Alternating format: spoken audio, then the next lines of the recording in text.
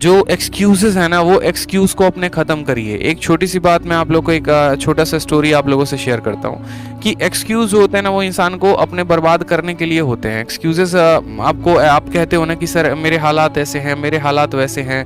Mummy papa जो है, लड़कियाँ कहती हैं कि सर थोड़ा पढ़ने को कम मिलता है, आज़ादी कम मिलती है। लड़के कहते हैं सर काम का प्रेशर ज़्यादा है, ठीक है, मैं घर का काम भी करता हूँ, ट्यूशन भी पढ़ाता हूँ तो पढ़ता हूँ।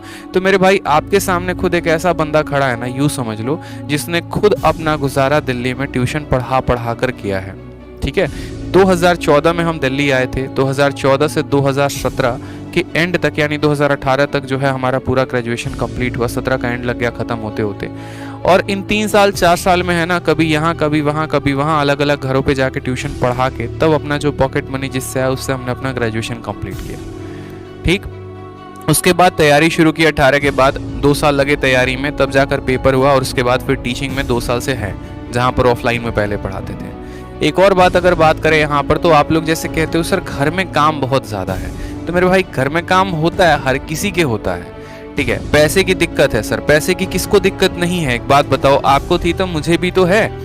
अगर आपको ये बात नहीं पता तो आपको एक और बात बता दें, पिछले साल सेम इसी नवंबर में, अगर मैं बात करूं 2020 में जाकर, कि 2020 में आपको पता होगा कि पिछले साल नवंबर में पेपर था।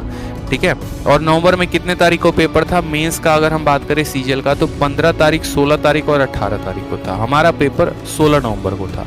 और पिछले साल आप जानते हैं कि सिचुएशन इतना बुरा था कोरोना की वजह से, जिसको हम कह नहीं सकते हैं। वैसे सिचुएशन में मतलब ऐसा हो गया था कि मेरे लिए दिल्ली में स्टे करना भी बहुत मुश्किल हो गया था। ठीक है, क्योंकि ट्यूशन पढ़ाना था तो ट्यूशन पढ़ाना बंद हो गया, घर से बाहर जा नहीं सकते हैं।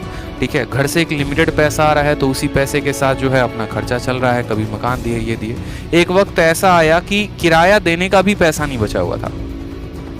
ठीक है, और लास्ट में मुझे अगस्त में मकान खाली करके वापस बिहार जाना पड़ा। अगस्त, सितंबर, अक्टूबर, पूरे 3 महीने घर पे रहे हम। उस 3 महीने के दौरान खेतों में कभी काम किया, कभी हमारे यहाँ होता है ना पानी पटाना, जाके खेत में पानी छोड़ रहे हैं पंपी सेट लगा के। ठीक है, और कभी दिन में चले गए, कभी रात में चले गए। ठीक है, इस तरीके से पूरा का पूरा वहाँ जाके पापा के साथ खेती करना शुरू कर दिया मैंने। क्योंकि क्या होता था कि दिन में जैसे मैं पढ़ने बैठूंगा, कोई ना कोई डिस्टर्ब करने आ जाएगा। ठीक है, कभी वो अपने बच्चे को लेके आ जाएंगे, ये देखो ना हमारा बेटवा नहीं क्या पढ़ता, नहीं कुछ समझा दो।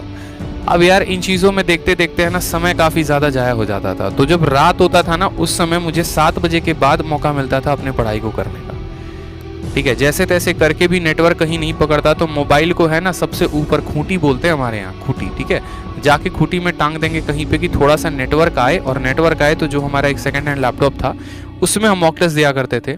और फिर उस मॉक टेस्ट को देने के बाद रात में हम उसको एनालाइज करते थे।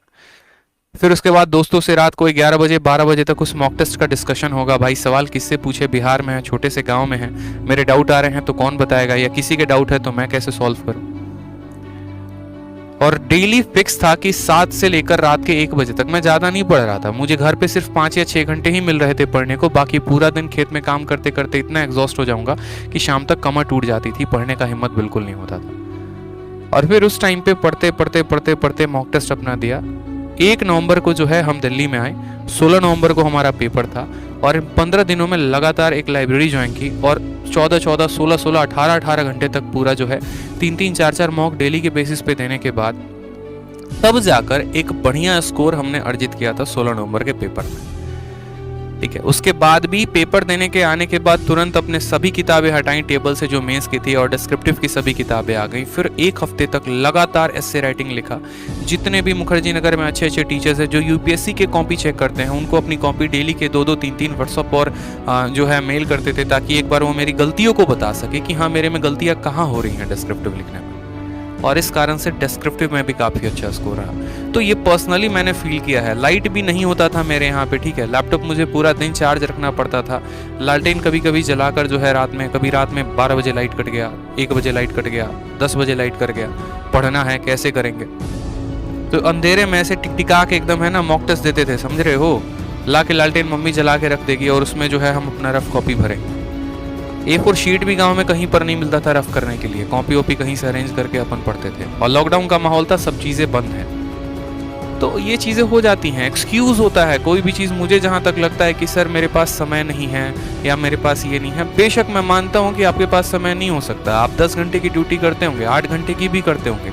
यार मैंने खुद खेतों में काम करके है ना अपने हाथों पे छाले लगा लगा के और तब ये स्कोर एक लेकर आया हूँ। ऐसे कंधे पे सितारे नहीं चमकते मेरे भाई आज के समय पे, मेहनत करना पड़ता है।